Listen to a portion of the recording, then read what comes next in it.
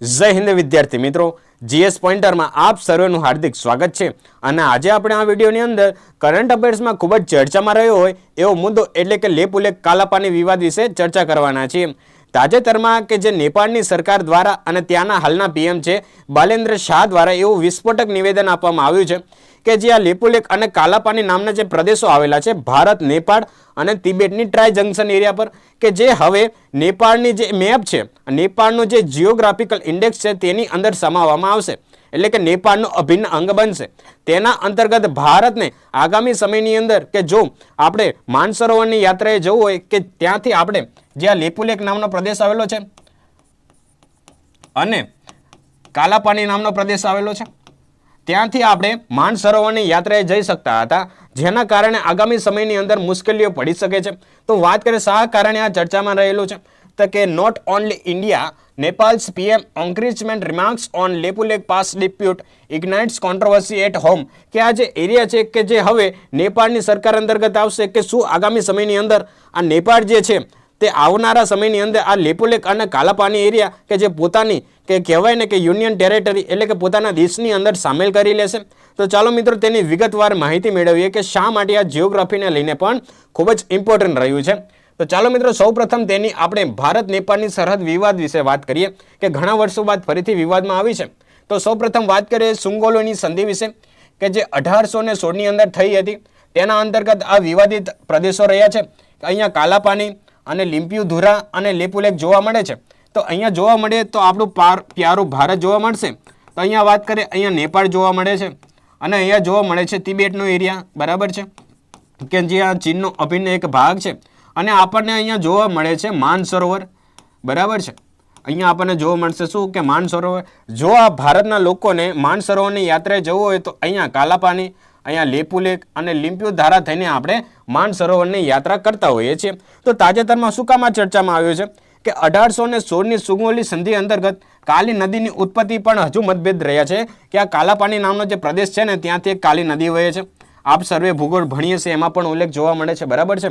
તો વાત કરીએ, ભારતનો દાવો છે કે આ જે વાસ્તવિક નિયંત્રણ રેખા છે એટલે કે લાઇન ઓફ એકચ્યુઅલ કંટ્રોલ અંતર્ગત કે ભારત આગામી સમયથી જ આપણે ત્યાંથી વ્યાપાર કરી રહ્યા છીએ. એટલે કે 1954ના સમયગાળાથી આ એક ફ્રી એરિયા છે, બરાબર છે. તેના ઉપર કોઈનું અતિક્રમણ ન હોવું જોઈએ, જેનાથી માનસરોવરની યાત્રા છે ખૂબ જ સારી રીતે થઈ શકે અને બંને દેશો વચ્ચે રાજદ્વારી સંબંધો સારા રહે.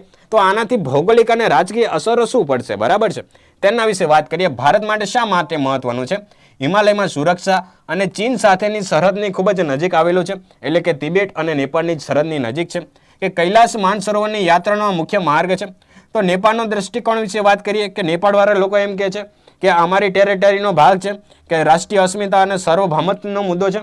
ત્યાંના પીએમને છે ને ત્યાંના લોકો દ્વારા હાલમાં ભરમાવવામાં આવ્યા હતા કે તમે ખાલી બોલો છો, કોઈ મોટું કામ કરતા નથી. અને એવા નિવેદનબાજી કરી છે તાજેતરમાં તેમના જે બાલેન્દ્ર શાહ પીએમએ છે તેઓએ આ મુદ્દા ઉપર ખુલીને બોલ્યા છે. અને ચીન અને આગામી સમયની અંદર કે યુકેને પણ આની અંદર સમેટવાની તૈયારી કરેલી છે. તો વાત કરીએ પ્રાદેશિક અસરો વિશેની કે ભારત અને નેપાળના સંબંધોમાં તણાવ આવશે અને રોટી અને બેટીના સંબંધો પર અસર કરશે. વાત કરીએ ચીનનો પ્રભાવ અને વ્યૂહાત્મક લાભ ઉઠાવવાની શક્યતા, બરાબર છે. ચીન આવું ઘણી વખત કરેલું છે. મ્યાનમાર દેશ હોય, બાંગ્લાદેશ હોય, આપણી બોર્ડરના જ કન્ટ્રીની વિશે વાત કરીએ તો ઘણા બધા દેશો સાથે ચીને આવું કરેલું છે. આગામી સમયની અંદર નેપાળનો હાથો બનાવવાનો ઉપયોગ ભારતની સામે ચીન કરી શકે છે આ મુદ્દાને લઈને. તો ચાલો મિત્રો હવે આપણે આગળ વાત કરીએ વ્યૂહાત્મક try junction, strategic try junction વિશે કે આ આવેલું છે ક્યાં. તો વાત કરીએ, અહીંયા છે આપણું પ્યારું ભારત, અહીંયા છે નેપાળ અને અહીંયા છે તિબેટ એટલે કે ચીનનો ભાગ એટલે કે તિબેટ આવેલો છે. કે આ વિવાદ મુખ્યત્વે લેપુલેક, કાલાપાની અને લિમ્પિયાધુરા વચ્ચે રહેલું છે. કે આ જે તમને પ્રદેશ દેખાઈ રહ્યો છે આ પ્રદેશના ટ્રાય જંકશન ઉપર આ 3 સ્પોટ આવેલા છે. તો ભારત માટે શા માટે મહત્વનું છે, બરાબર છે? તો ખૂબ જ મહત્વનું છે કે કૈલાસ માનસરોવરની યાત્રા માટેનું ટ્રેકિંગ માર્ગ કે જે લેપુલેક લેક આવેલો છે ત્યાંથી પસાર થાય છે.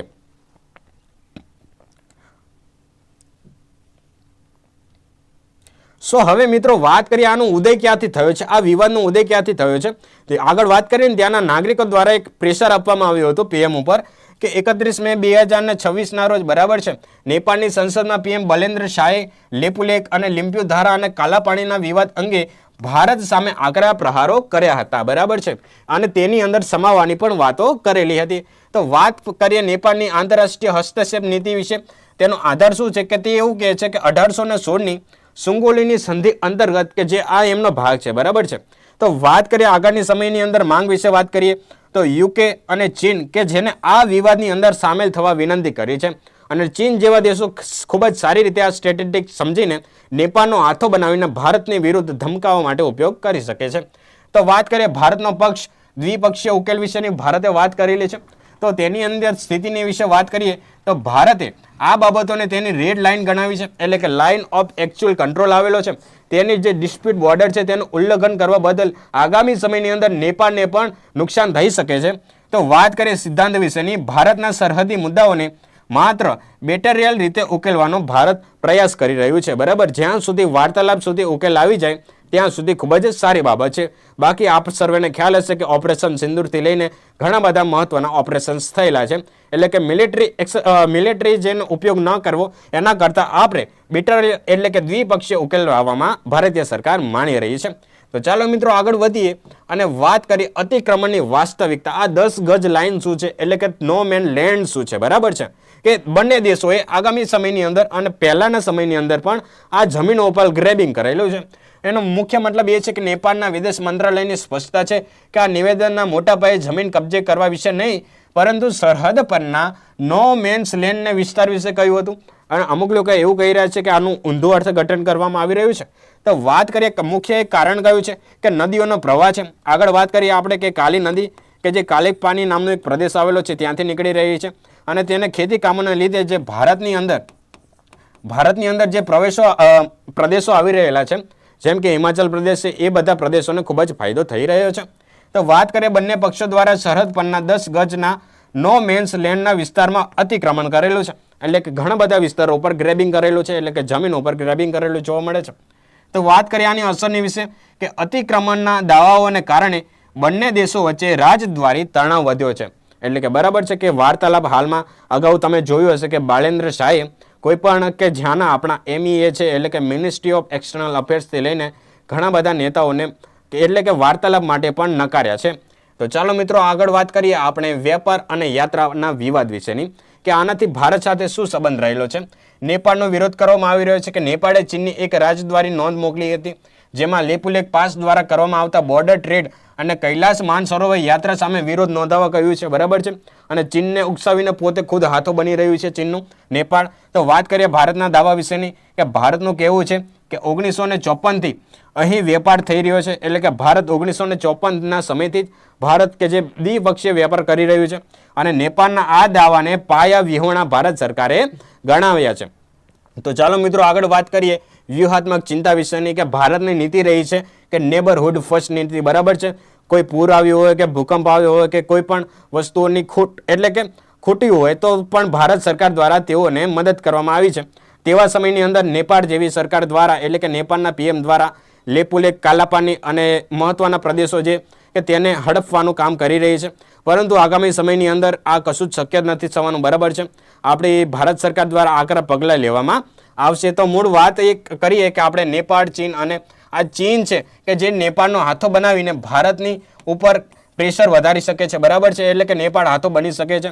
નેપાળે જે રીતે ચીનને આ વિવાદમાં ખેંચી રહ્યું છે તેનાથી ભારતને નેબરહુડ ફર્સ્ટ પોલિસી પર અસર થઈ શકે છે. તો વાત કરીએ ભારતને ડર છે કે ચીન નેપાળની વિરુદ્ધ એક પણ સાધન તરીકે વાપરી શકે છે, બરાબર છે, એટલે કે ઉકસાવીને તેનો હાથો બનાવીને ઉપયોગ કરી શકે છે. સો વિદ્યાર્થી મિત્રો, આ હતી લેપુલેક અને કાલાપાની વિવાદ કે જે ભારત, નેપાળ અને જે તિબેટ આવેલું છે એટલે કે ચાઇનાના જંકશન ઉપર આવેલો મહત્વનો પ્રદેશ, કે જ્યાંથી ભારતના લોકો કે જે માનસરોવરની યાત્રાએ જતા હોય છે, કે તાજેતરની અંદર કે જે નેપાળ દ્વારા કે આને કબજાવવામાં આવશે એવો નિવેદનબાજી કરવામાં આવેલી હતી. તો આવી જ પરીક્ષાલક્ષી માહિતી મેળવવા માટે GS પોઈન્ટરની સાથે જોડાયેલા રહો. જય હિન્દ.